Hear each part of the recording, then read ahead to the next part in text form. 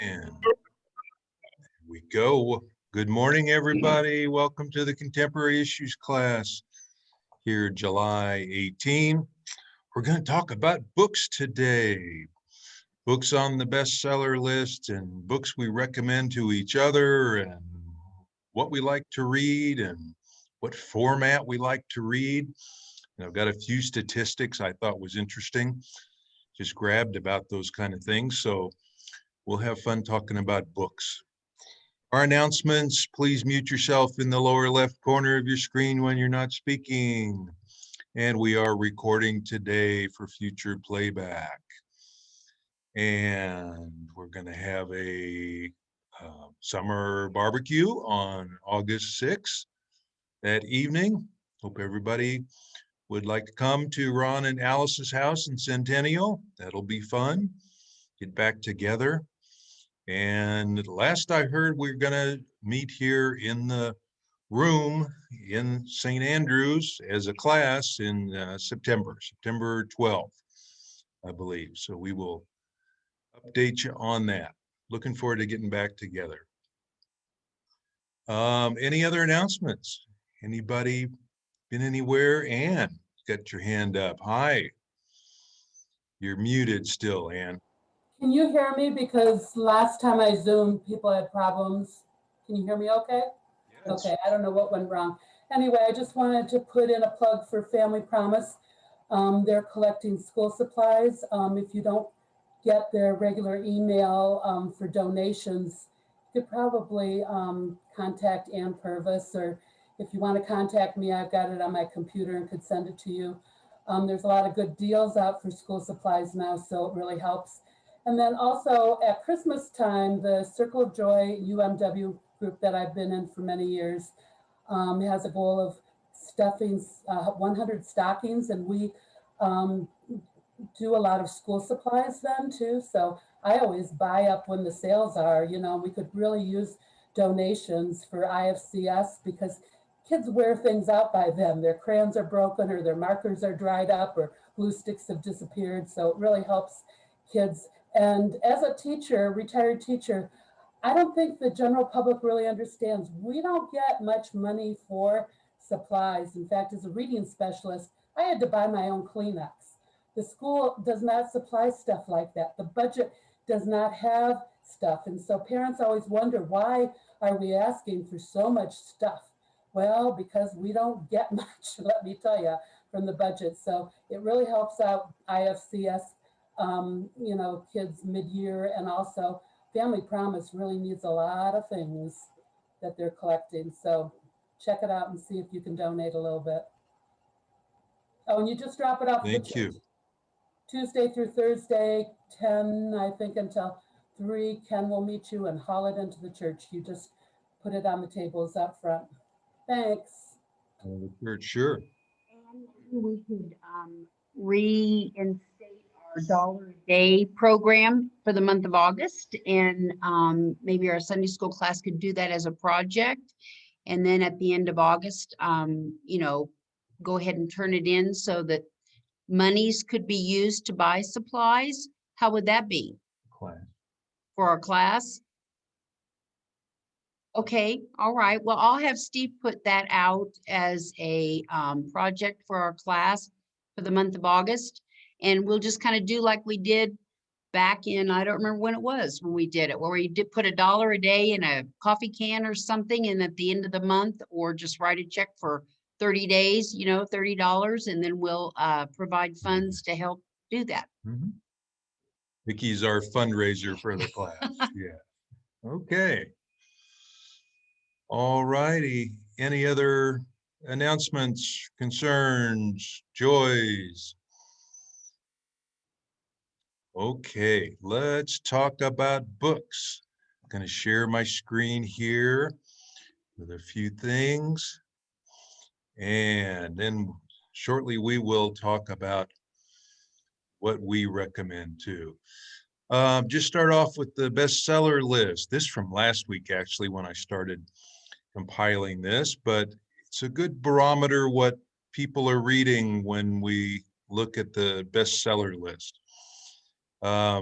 New York Times bestseller list last week, Once Upon a Time in Hollywood, a novelization of the film by the director Quentin Tarantino. So that's unusual. A guy wrote a little novelization of his screenplay, and it went immediately to #1 on the fiction list. #2, The Sixth Wedding by Ellen Hilderbrand. She has, I believe, a series about Nantucket. So a lot of people enjoyed that. The Last Thing He Told Me, Hannah thinks she's found the love of her life until he disappears. Malibu Rising, about 4 siblings that throw a party at the end of summer. #5, The President's Daughter, James Patterson and Bill Clinton have written a couple books together, I believe. And #6, Where the Crawdads Sing, reclusive swamp girl is suspected in the death of Chase Andrews. I read that one. I thought that was pretty good.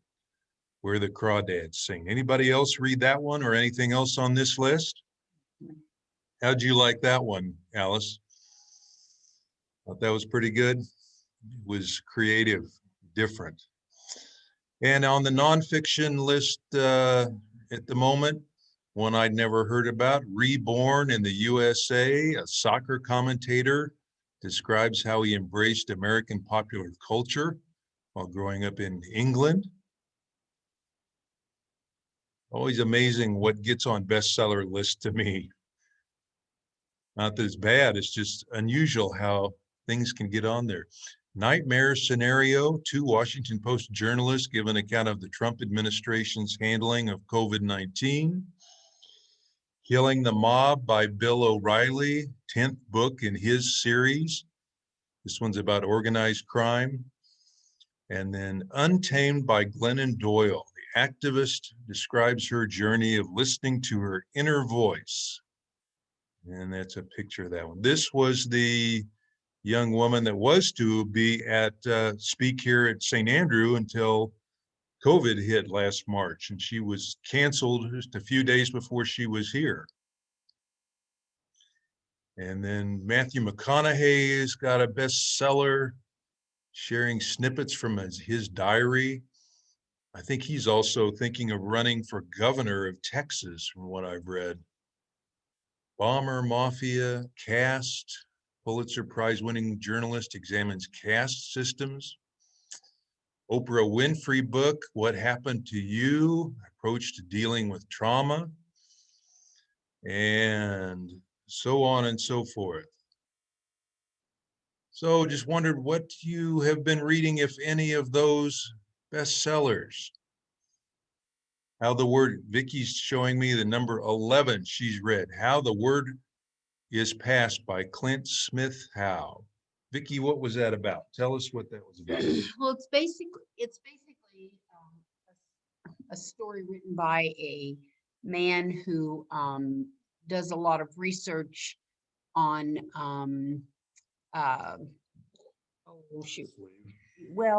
but how slave history's been oppressed, how they've not shared the true stories behind slavery.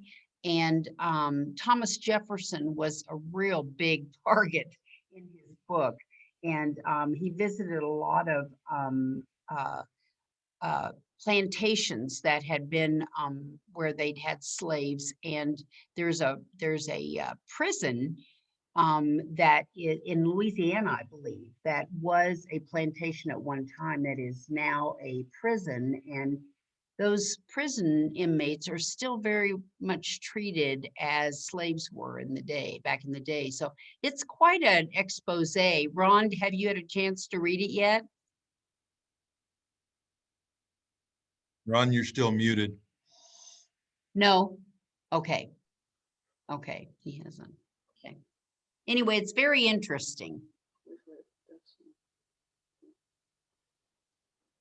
And then I just pulled up a little list of nonfiction bestsellers from last year. You might recognize some in there that you've seen, that you read last year. Some of them on the race topic, of course, and others by Fox News commentators. Many of them have written their own books and been popular. So that's just a little start us off about what's in the news. Let's jump into what you've been reading. I want to hear what everybody's been reading and recommended. Anybody go first? I have one. I will. I'd like to Okay, Jim, go ahead. present just about a half a dozen books. Okay, Jim, fire away.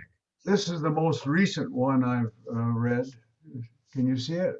Zero fail. Yeah.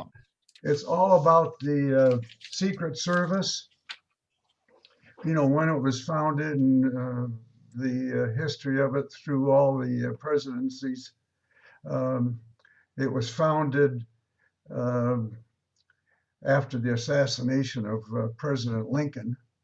Okay. And their job is to protect the president and various high government officials, and to run down counterfeiters. It's an interesting book. That's the most recent one I've read, and this is one of my all-time favorites, and I'd highly recommend it to everybody. Let's see how I. A little closer. Oh, 1776. 1776. After reading this, you have a new and deeper appreciation of our country, because you ask yourself the question, how did we ever become a country? Because of the way the war was fought and what we had to fight it with.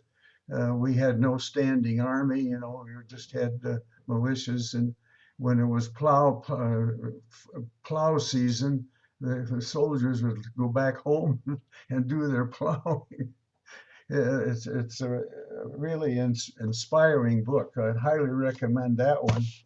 And then more recently, Rage. This is Bob Woodward's. You might imagine my books are very political Yes. because of my interest. This is Bob Woodward's book where he interviewed President Trump over a period of some time. It's very interesting. And then I love humor too. So I'd recommend this book. It's Is This Anything? That's a Jerry peculiar Seinfeld. title. That's Jerry Seinfeld's book. And Is This Anything? What that is, when he had an idea for a routine, he would ask his friends, is this anything? And then he'd tell them, and if they weren't impressed, well, it wasn't anything, and he didn't use it.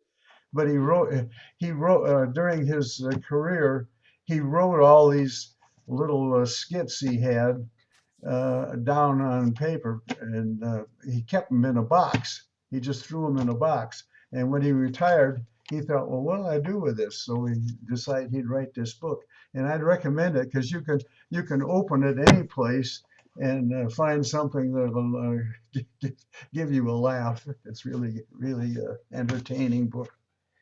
And then Great. the one I'm currently reading, and I've been reading this, while reading some others too, about Barack Obama's book, A Promised Land. And in addition to his other talents, he's a very good writer. He is. I've been reading that too. Yeah, and then it's very detailed too. You know, he goes in depth on so many things. And then this is a little book, a couple of those. This is On Tyranny by Timothy Snyder. It's a book about the 20th century and how tyranny comes about. It's a very interesting book. I'd recommend this one too. And this is an excellent book by Howard Thurman. He's deceased now, but he had wonderful insights on the race situation. Which one is that, Jim? Hold it up to the screen. Jesus and the Disinherited. Yes, It's I'm a- reading that too, and Rev Jerry is doing a class on that currently every Thursday night. Yeah, he's a wonderful man. It's too bad that more people don't know about him. He was one of the main influences of Martin Luther King, Yeah. shaped Martin Luther King. Then in my reading, I don't always read the entire book. I read parts of it because there's so many books to read. I think it's impossible to read all Yeah. that you would like to read. So I read parts of many books. Um, when I was young, I just devoured books about survival at sea. I really like sea stories. Very good. Well, thank you, Jim. You got a good variety of interest. Okay, somebody else. What have you been reading? Alice, go ahead. I'm gonna flip to the other side, the fiction side. I Okay. like stuff that kind of takes me out of whatever's going on around me. I'm going to give you some of my favorite authors. If you've not read the Hobbit series, J.R.R. Tolkien, you Mhm. need to. Okay. Along that line, J.K. Rowling, Harry Potter series, you need to. John Jakes did a series on historical fiction. A lot of it set in the Revolutionary War. If you like those, I bet Jim would like those. Remember those, Savannah and about set in the Civil War. And then John Grisham's books, those are all good. There's only been one I really wasn't in favor of out of 15 or so he's written. And Alan Eckert wrote a series, The Frontiersman. What else did he write? He's got a whole series on series. early American frontier issues. And a little lighter, Jan Karen has written a series of book about this priest who's in Virginia and his dealings with his people, and it's a little emotional stuff. So we do so many heavy subjects, and it's like, okay, I need something a little bit lighter. Mysteries. There's titled Cozy Mysteries, which I kind of enjoy. Probably read them about half a day, but anyway. Mhm. So do you want to tell them what you like to read? Okay, except I want to let somebody else go first if they'd like to. Go ahead. I'll go real quick. I just have a few. I had to narrow it down. It was hard. I'll bet it was, Shannon. I picked 2 fiction and 3 nonfiction. 2 nonfiction, 3 fiction, sorry. My first nonfiction is called Jesus. Oh, it's going to be backwards for you guys, maybe. I don't know. But it's Jesus and John Wayne. It's the history of white evangelicals, and it sort of covers like how Christian and nationalism kind of conflated, and it's a whole history, and you'll recognize a lot of names. And I was surprised at how much Colorado features in this history, especially Yes. Colorado Springs. There's a lot of evangelical roots there. So that was interesting to move here and find that out. But it's real interesting. It's hard to read because it's just, it's kind of unpleasant. Another really great book is Empire of Pain, about the Sackler dynasty, the OxyContin people, the opioid crisis. Oh, good topic. It is an excellent book. It reads like fiction. So if you're not a huge nonfiction reader, I really recommend it. And a side funny note, Patrick Radden Keefe, the author of this book, he has a podcast on Spotify called Winds of Change. And it's about this conspiracy theory that the CIA used the band The Scorpions to infiltrate the USSR during the Cold War. So it's a fun podcast, and he hosts that. But this book is really, really good. And all I will say about the Sackler family is that they are truly evil. Like, I couldn't find one redeeming quality about anybody in the entire family. It's truly shocking. And not only that, but just the part that our government played, the FDA, the DEA. in perpetuating this horrible crisis that so many of us have personally been affected by. And then one of my favorite fiction genres is magical realism. So I recommend this book called The Midnight Library by Matt Haig. It's about a girl that goes into a magical life. She almost dies and she goes into a magical library and she gets to relive certain parts of her life. Oh, neat.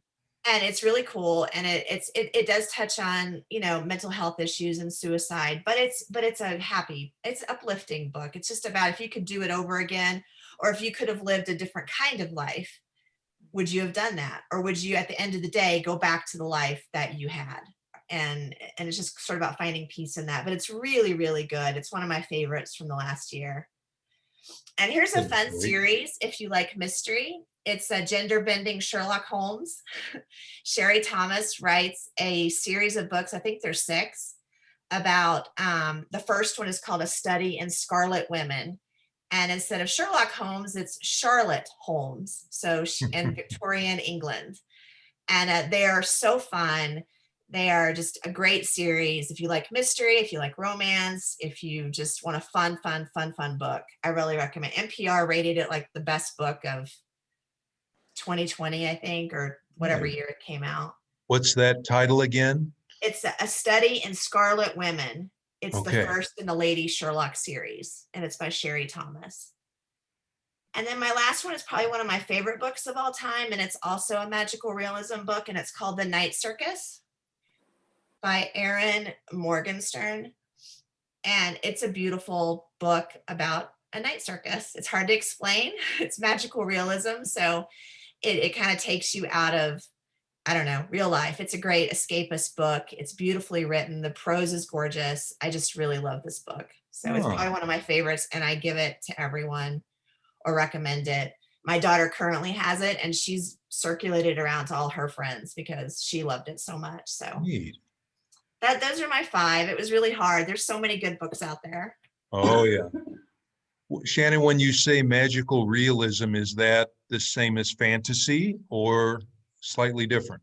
It's slightly different. It's not it's not entirely fantastical. Like it could happen. It's more like it's taking realistic events but putting kind of a magical, like it's like the Midnight Library. There's obviously not a magical library, but it's set real life events that happened to her, but it has sort of this otherworldly theme.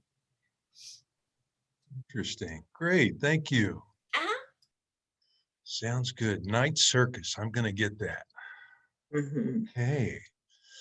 Anybody else want to share your favorites? I can go if nobody else is lined Sure, up. Susan. Susan, Okay. go right ahead. So I pulled some that I've read in the past that were just impactful and I've always remembered. And one is Half the Sky by Nick Kristof and his wife, Sherry Woodan. And it's the title is Turning Oppression into Opportunity for Women Worldwide. And it's about the impact of investment in women and how it has a disproportionate impact on society as a result. So I highly recommend this. And I love Nick Kristof. He's a wonderful journalist with the New York Times. This one is a business book. It's called Blitzscaling. It's by Reid Hoffman, who founded LinkedIn. It's just a fascinating concept about how to use kind of the digital arena to upscale a company. I really love that. This is another good business book that has always stayed with me and I recommend to a lot of people. It's called Good to Great by Jim Collins. And it's just where small incremental changes can make a huge difference in anything. It could be a personal thing that you're dealing with or a business. A gift that somebody gave me, which I just loved, is The Raping of Europa, which is about the art that was stolen during World War II by the Nazis and people's attempt to get it back. It's really detailed, it's dense, but it's fascinating from a historical perspective. This one my dad gave me, it's a business book, Make It Rain. Again, it's about using digital media to pursue a development of a company. And then last, and I haven't read all of this, but this was a really important book that was written by an Iranian journalist who escaped Iran and ended up in Manus Prison, which is where they put a lot of, the Australians are putting a lot of people that are trying to reach their shores. This guy wrote this book on his phone, and his publicist was in Australia, and it's called No Friend But the Mountains. And I've just read part of it. It's absolutely fantastic. So I recommend this. So those are my Wow. top picks. Terrific. Thank you. Mhm. Good variety there too. Joe, do you have a favorite you'd like to share? Business, or you're muted still, Joe? I think I read all of Grisham's books, some of them twice. I enjoyed the intrigue of the legal part of it. Mm-hmm. He has an amazing facility for that niche. Right. Definitely. Great. Okay. Anybody else? Don't have to have that many. Lola. My favorite book of the last year was American Dirt.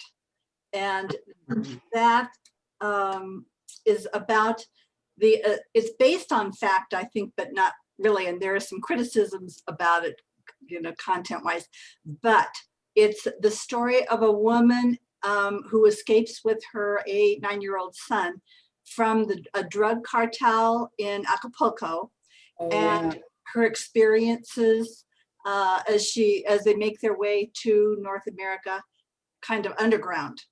And it was great. I just couldn't put it down. It was, I just thought it was a really, really fascinating and scary insight. Yeah, it made you feel like I read it too, like you were going along with her on the journey Yes, into trying to get into America. exactly. Yeah. One other one that I read was Green Lights, Matthew McConaughey. And Oh, it kind of confirmed something that I often think, and that is, why do celebrities think they're qualified to hold a high up government position? And I still believe that now. Are they? yeah. No training, no experience, but they can run a state or the country. And they have some followers and a big personality. Yeah. I like his commercials. Lincoln Oh, commercial. yes. Yeah. His car I'm commercials. not sure he's qualified to be governor and then maybe president. Oh, gee. A good question. Scary. It's a very good That's it. question, right? Okay, Ann. Oh, just to go on with Matthew McConaughey, our daughter lived in Austin for a few years, and he was very visible around Austin. He didn't act like a star, whatever. He taught at the University of, I think it's the University of Texas in Austin, whatever university is there. And he was very approachable. She was surprised that, he was just out there, anyway. Instead of favorite books, I would like to advertise a bookstore that's near and dear to my heart.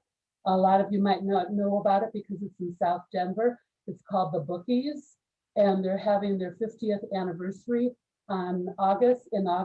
It started out in the basement of this lady's house, and it moved up into, I discovered her when she was in a duplex, and she actually put books for sale in her bathroom. This lady was passionate about books, especially children's books, and she was a humongous teacher resource book place for me to go to. If she didn't know the book, she would order it for you.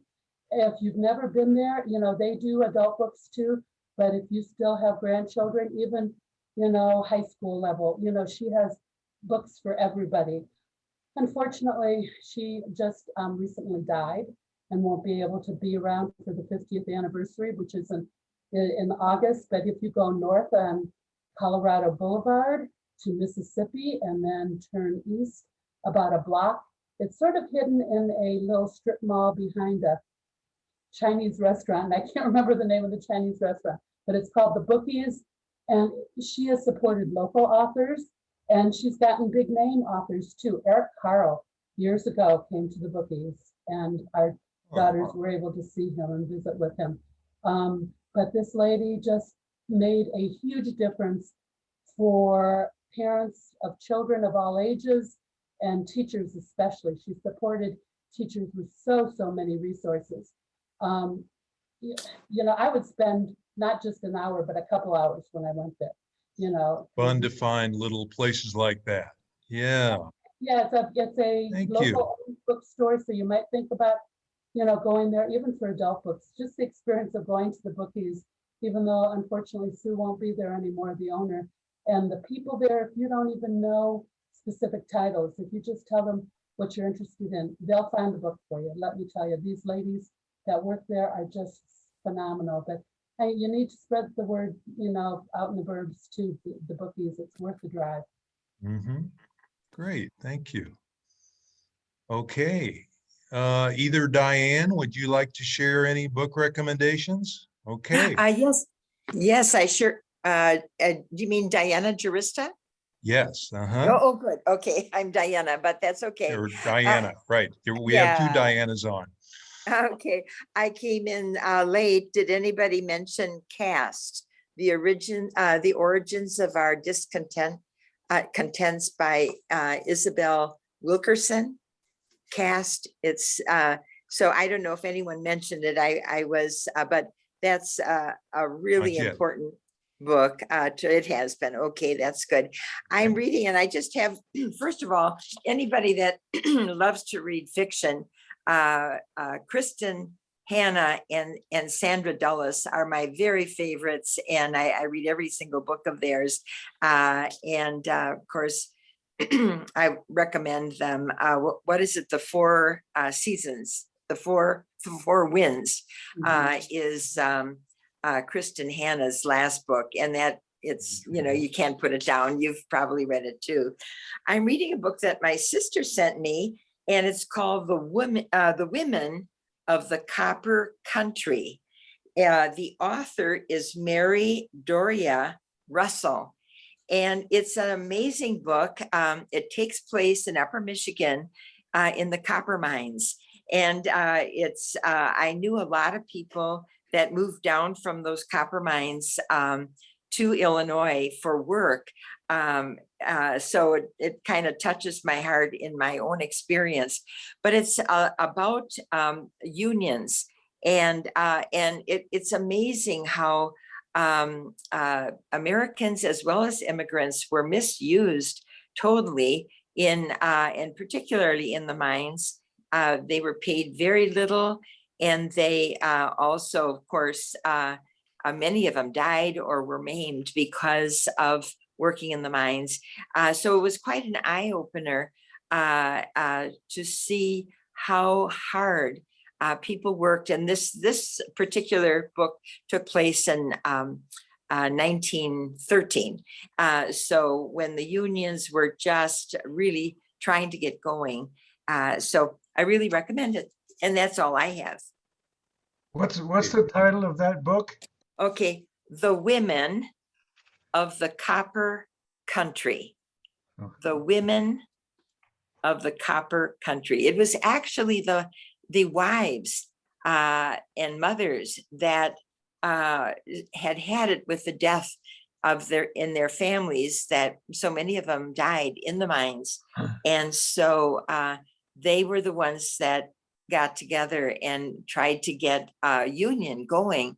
And because, of course, the owner of these mines had tons of money, but they just they didn't realize the value that they had, you know, in their workers. And it took a union. They haven't got it together yet. Like I said, I'm about 3/4 through, but it just spoke a lot of how hard the unions worked in order to get just wages and circumstances. My father worked at the Kohler Company in Wisconsin, and in the pottery, and the poor conditions that he worked under.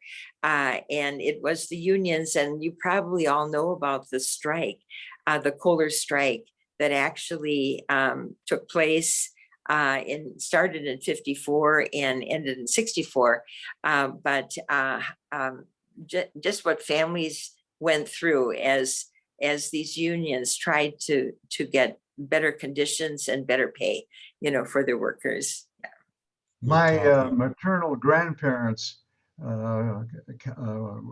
come from England, and Oh. they worked in the mines there. And when they came to this country, they went to the copper country up in Michigan. Oh, my goodness. Oh, you will be fascinated by this book then. Yeah, that's Yeah, the author again is Mary Doria Russell. and it's the women of the copper country. Yes. Great. Yeah, I have Well, a we're glad we connection could too, 'cause connect you. My dad grew up in the Upper Peninsula and he worked in the mines in order to get money for college because he realized he needed to get out of this little town called Wakefield, right next door to Ironwood, which maybe some of you have heard of, way on the western side. But I had an uncle who spent his life in the copper and the iron ore mines and he lost 2 fingers. And back in the 50s when we would, we visited them every summer to visit with family and spend time there. Oh, who's They connected? were always going on strike too. I can relate to that. And there would be months where he wouldn't work and my parents would help him out and bring whatever they could, to help their family. But it's a tough life, very tough, Oh, that we don't okay. understand. No, people don't connect or understand what the Upper Peninsula of Michigan is like. Mhm, Making good mhm. connections here. Thank you. Okay. Diana Castillon, nice to have you with us here. Glad Hi, you could join us. Would you like to Has- share any books? I've got one book to share. I've got it on my Okay. phone here, see if you can see it. I don't know. No, you can't.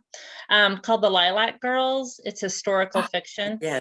I've really gotten into historical fiction. This is World War II genre. But it's an interesting twist on many of the stories in that it's from a women's perspective. And the atrocities that happened at Ravensbrück concentration camp in Poland, where they did medical experiments on women. And it just kind of brings the lives of Caroline Faraday, I believe is her name, who was a New York socialite and activist.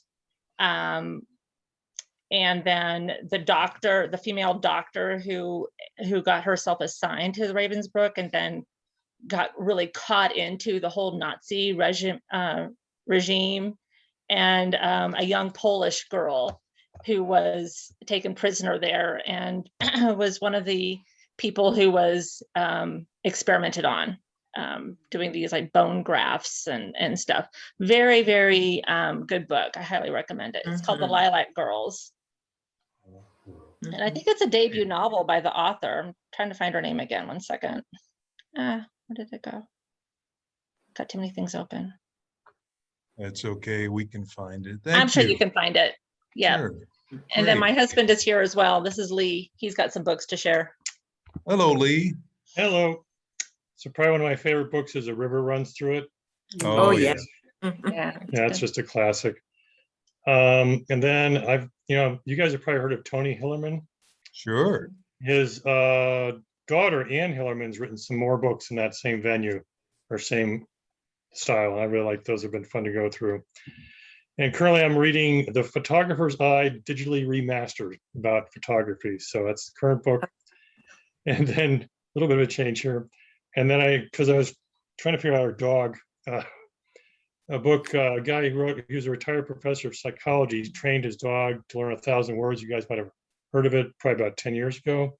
Huh. The book is called Chaser, and it's kind of interesting. I got about halfway through it and said, enough. Our dog won't learn that many words. Another good topic, though. That's great. Well, I love historical fiction like you all do, and I just reread Grapes of Wrath a few weeks or months ago and was impressed by how beautiful that was. The story, of course, and the language, just a classic, of course. And another favorite of mine was The Pillars of the Earth by the Ken Follett, about the Middle Ages and building the churches there. And same thing, beautiful story and characters and language and excitement and sex and all the good stuff was in there. That's what makes books good to me. Absolutely. Anybody? Well, Vicky, tell us about what you read Well, too. I just had two things that I wanted to mention, and one of them is, as just a side job, I work at a little post office front. That's a little retail post office, and a good way to share books is just stick them in media mail. It's very cheap, and it sometimes is 1/4 the cost of what it would cost for you to buy a book. And so if somebody has a book that they've read that you'd like to share with somebody, take it down to the post office and ship it media mail. And, it takes a little bit longer to get there, but that's okay. It's very inexpensive. Only thing is that you can't have anything in it but the book. You can't have a card, you can't have anything else in it, just the book. So just for a way of sharing books, that's an idea. The other thing is my sister and I one day during the pandemic watched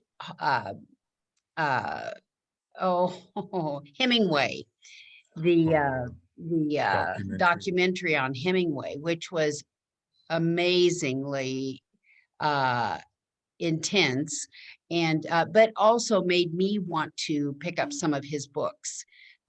The Old Man and the Sea, I did read that one and it was beautiful. So sometimes some of those old classics I think are really good to go back and read for style and content and anything like that. But anyway, so that's kind of something I've been wanting to do, is pick up some of Hemingway's books. So Great idea.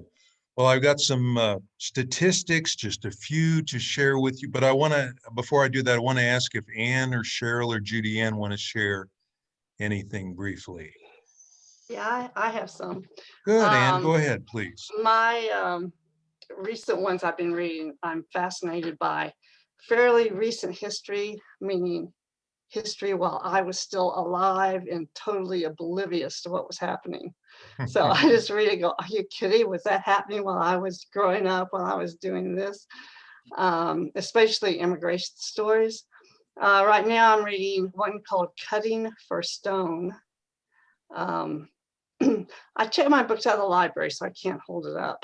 It's okay. But it's about Ethiopia, doctors in Ethiopia. It's like a history, a family history, which is really interesting. The Beekeeper of Aleppo by Christy Lefteri, Lefteri, is about Syrian refugees. I read a couple about the Dominican Republic by Julia Alvarez, Alvarez, which are really fascinating, but I read them in Spanish, so I'm not sure about the titles in English. Translated would be In the Time of the Butterflies, and then there's another one that's designed for young people called Before We Were Free, from a teenager's perspective, that was really good. And I don't know if there's anybody here who grew up in Texas, but I grew up in Texas, totally oblivious to politics. And there's one called God Save Texas by Lawrence Wright. And it was really fascinating to really have somebody go through and explain Texas politics from a semi-outsider. He grew up in Texas, but he lives in New York now. And so, of course, this book was not popular in Texas, and they claim he's a foreigner, he's a New Yorker.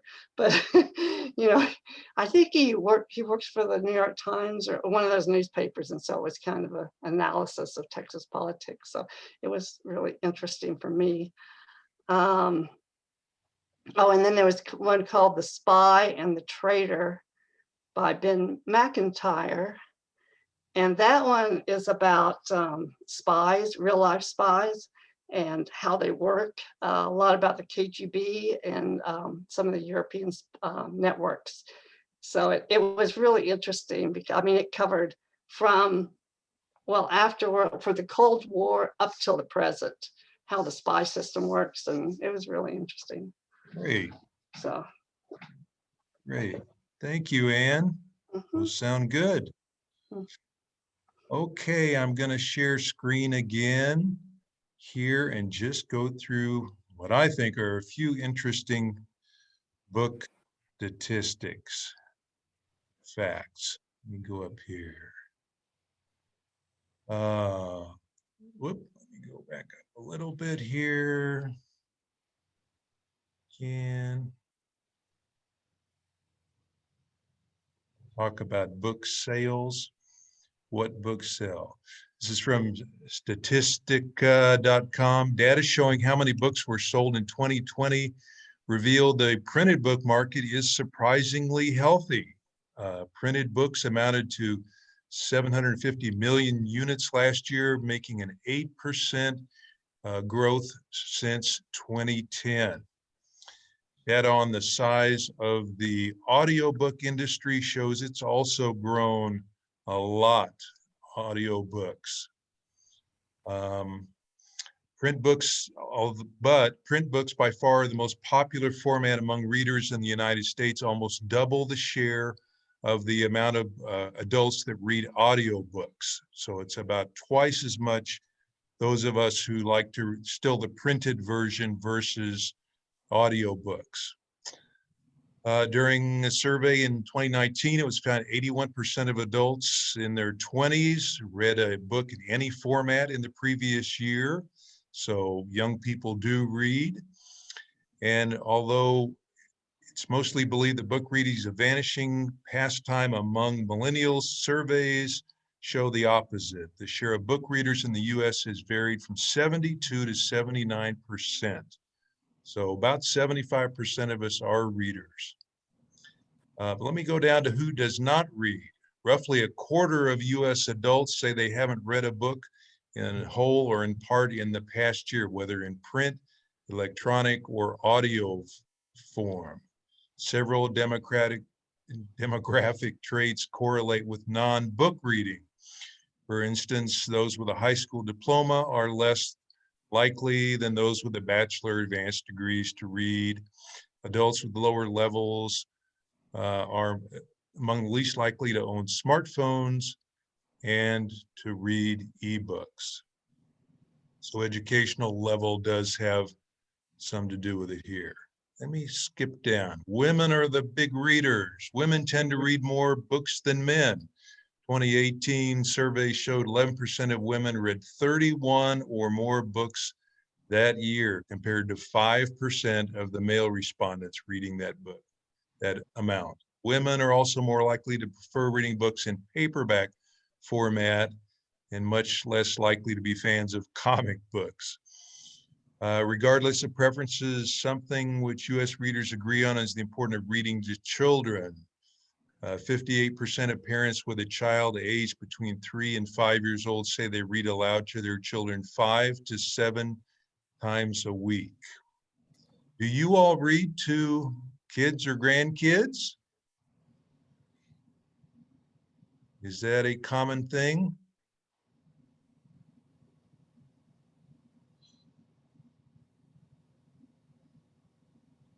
Okay, here's a modern library list of the best fiction books of all time in their opinion. Number 1 was Ulysses by James Joyce, about a guy in Dublin. One Day in the Life of Man in Dublin. The Great Gatsby, Fitzgerald, Portrait of the Artist of a Young Man, another one by James Joyce. Lolita, Brave New World, Sound and the Fury, Catch-22, Darkness, Sons and Lovers, and The Grapes of Wrath. Just a kind of a common top 10 best novels considered by booksellers. And just briefly, list of the best-selling individual books, more than 100 million copies. The Bible, of course, is the best-selling book of all time, but then in regular lists, Harry Potter and the Philosopher's Stone sold 120 million books. It's the most popular secular book ever sold. Then The Little Prince, a French book at 100 million. A Chinese book next, Dream of the Red Chamber in China, sold 100 million.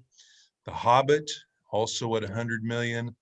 And then an Agatha Christie at 100 million. And why read? just a couple things that I found was really a good description. Reading literature enables us to see the world through the eyes of others, trains our minds to be flexible and comprehend other points of view, set aside our own personal perspectives, and look at the world through the eyes of other people, fosters contemplation and reflection, improves our facility with language. The average number of words per sentence in the 16th century was 65 to 75 words, but has steadily declined to about 15 words today. We're a lot shorter, read a lot and write in a lot shorter formats. Finally, reading literature helps us to know ourselves, in short, to understand people, for the subject of literature is man. In its pages, we learn about our creative and moral faculties, our conscience, and our soul. We see man at the height of his glory and the depth of his folly, and every heart-rending thought, action, emotion, and belief in between. Literature holds up a mirror to human nature, revealing its inner depths and complexities. I thought that was a good description. And then ways to read more. One website said, make reading part of your routine. The best ways to consistently read more is to intentionally dedicate more time to reading. But you can also learn to double task. You can listen to books while you are driving or walking. Always have a book with you, carry it, set a goal of what to read. Read with your ears, audiobooks, mix up the genres, try something different. Join a book club or try new things. And then lastly, I just put a couple notes on there. I was wondering if you read slow or fast. If you ever check the ending first. Vicki and I have some friends who do that. They check the back of the book to see if you want to start it and read the whole thing. And then do you ever highlight as you read? I do that all the time. I underline passages I like. You ever do that? Anne Warmley, I see you shaking your head. Do you ever check the end of the book to see what the ending is? Why do you do that? You know, I get into a book and I get so involved and I can't read fast enough and I want to know what happens. And then I always go back and read the whole thing, but you know, I just become so absorbed in it, especially if it's fiction. And It doesn't spoil it for you though? Good. I do it all the time, just if I get sucked into, you know, you almost feel like you're part of the book after a while. You know? Yes, you do. My sister reads the back of the book too, and we belong to a book club, which I can't recommend high enough. It really forced us to read books that we probably would have never picked up.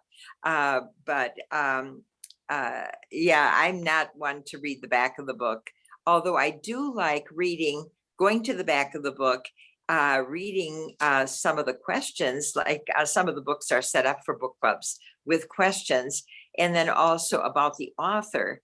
And I think it enhances my reading then by doing that. Mm-hmm.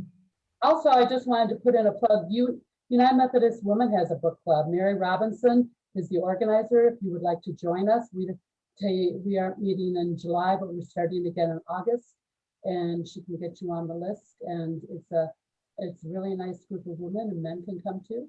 You know, but and we do some books through United Methodist Women that they recommend, especially social justice issues, but other ones too. And there's another book group that I can sometimes go to. I just wanted to know what like 40, 50-year-old women were, you know, more in their 40s were reading. And that's been interesting to discuss books with younger women instead of just gray-haired people. And that's through our church too. Yeah. We can't hear. Loud, Highlighted. just loud. Okay, I had an interesting thing happen one time, just a kind of a plug for book clubs. There was a varied age group of women that read Water for Elephants. I don't know if any of you read that book, But anyway, we did a discussion on it afterwards, and it was so interesting to see the perspective of that book, how it came out from the younger girls in the group and then the older women in the group. It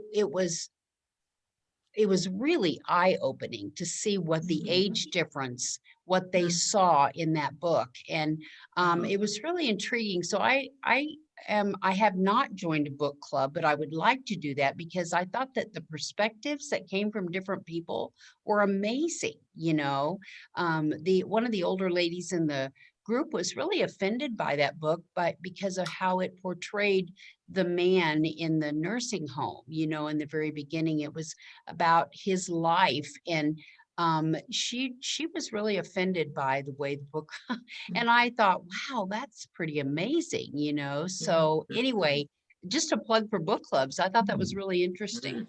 Yeah. I want to hear what Ron's reading because he graciously gave up his spot for me. And then we Yes. didn't circle back. So I want to hear what Ron is reading. Thank you, Shannon. As you might guess, I read a lot of history, a lot of science, and a good bit of sociology and human nature and politics. And don't forget the comic books. And yeah, Really? a couple quickies. If you grew up in Ohio, Kentucky, or Indiana, you want to read The Frontiersman by Alan Eckert. Yeah, that's a classic. Yes. For this area, one of the most intensely exciting books I've ever read is I think the best book on the Little Bighorn and Custer's Last Stand is A Terrible Glory. And there's chapters in there where you're biting your nails and your stomach's getting tight, and it really is a great history of the Sioux Wars and the intermix of politics and military. And the political issues or sociology, we of course did a lesson series on authoritarianism. And there's a book called The Authoritarians by Bob Altemeyer, which I did quite a few presentations on. And that's fascinating because probably a full 25% of the American population has very strong authoritarian personality characteristics. And then one I just finished this last week, Neil deGrasse Tyson's latest book, Cosmic Queries, and it does a good job of explaining everything, how the universe began, why we're here, how did life begin, are there extraterrestrials? And, Yes, there are. Yes, there are somewhere. so we might do a lesson on the future on is there other life out there in the universe? Look at that. Okay. Good. You should do it. Y'all should do a class on that because they had the congressional hearings about the unidentified flying objects or whatever they're calling them these days. And it's really fascinating what they found and what they presented and how many of them they don't know the origin of. It's pretty fascinating, I think. A great idea, Shannon. Yeah, I have a nephew who works for the Space Command, and he says it's all somebody's stuff, whether it's Russia or China or us, it's all our advanced technology we won't admit to. Oh. So great idea. I'd love to do a class on that. Yeah.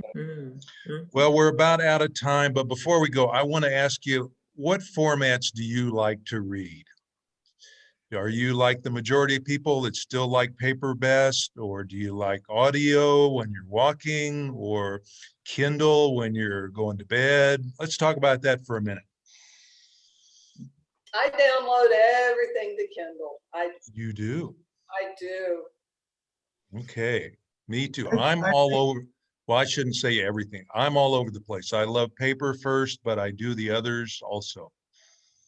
But Vicky doesn't like audio. She said it puts her to sleep. The audio puts her right to sleep. Well, but I will say that The Four Winds, I read the book, and then I have been listening to it on audio when I'm walking, and I'm hearing things in that book that I forgot that I read. when I Yeah. read it. Let's So see. it was- Kind of, it's interesting, interesting. Yeah.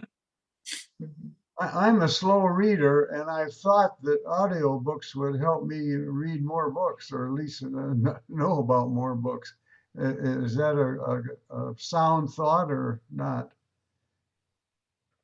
I find it is, Jim. Yeah, I use the Audible app on my phone, and Chirp is another one, and it's great. You really It's want a, to get, you really want to get through them fast, put them on like 2.0 speed, and then you yeah, just. Dan, especially Barack Obama, you can put him on 3.0 speed. Right. You know, the public library has great books Audible. It's a Yeah. wonderful Mhm. resource. I do that a lot. I'm having some eye issues. And at first I was really excited to get books on my tablet because I could blow it up. And then now I'm to the point that I am just so relieved that I don't have to stop reading. I'm listening, and I've learned to love it. That's great. I like Anybody the else? old- Castellans? I like the old fashioned paper book best, but I find myself doing more downloads because I get books from the library as well. So I like their, what is it, Hoopla app or Libby Libby. app. And, but then I also sometimes I'll double up. I'll have the paper book checked out from the library, but then I'll download the audio so that I can listen to it while I'm walking. And I don't remember who said it, but I do hear things. So like if I listen to a section I've already read, I will pick up on things that I didn't really click with me previously. It's kind of fun. Lee has something to share too. Yeah, and I like that. I read we get library books, man. I read them on Libby on my tablet. And then for just pleasure reading like mysteries, I also have a Kobo e-reader, and I'll just download them on that. So something Thank good has you, Lee. happened to me in the last 2 weeks concerning communication. I mentioned to someone, well, Judy Mugler, you know Judy probably. I mentioned to her that I was having trouble hearing people on the telephone. And she asked me if I'd heard about CapTel, CAPTEL.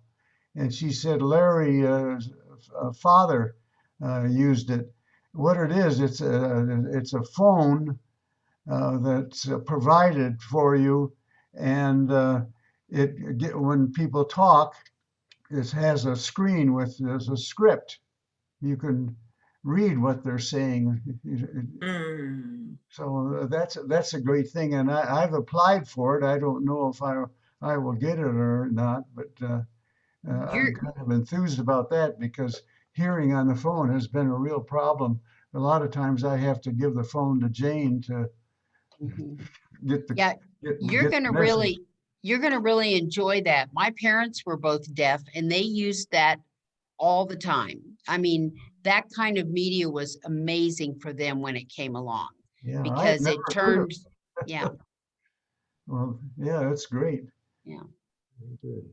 I'm a page turner, and I just wanted to share with you about Bemis Library. If you've never been there, it's farther north. We don't live as far south, but it is the best library besides Denver Public Libraries. It is a true gem of a library. It is not part of the Arapahoe County library system by choice because they want to control their own money. They have a group called Friends of the Library that support all kinds of things, and they have all kinds of activities. You name it, they do it. And unfortunately, their funding is in danger. I just found out yesterday when I was there that they want to cut the funding for Bemis Library and also the Littleton Historical Museum. I don't know a whole lot about it, but I want to find out more about it because I can't believe we live in Centennial, not Littleton, but that Littleton would do that to two of the best things that they have to offer.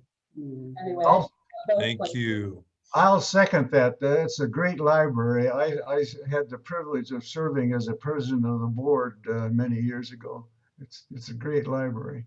Very good. Well, we're going to do a library hour one of these days. We have a guy at church who's the director of Arapahoe Libraries. And I got a lot of questions about libraries today, how they operate.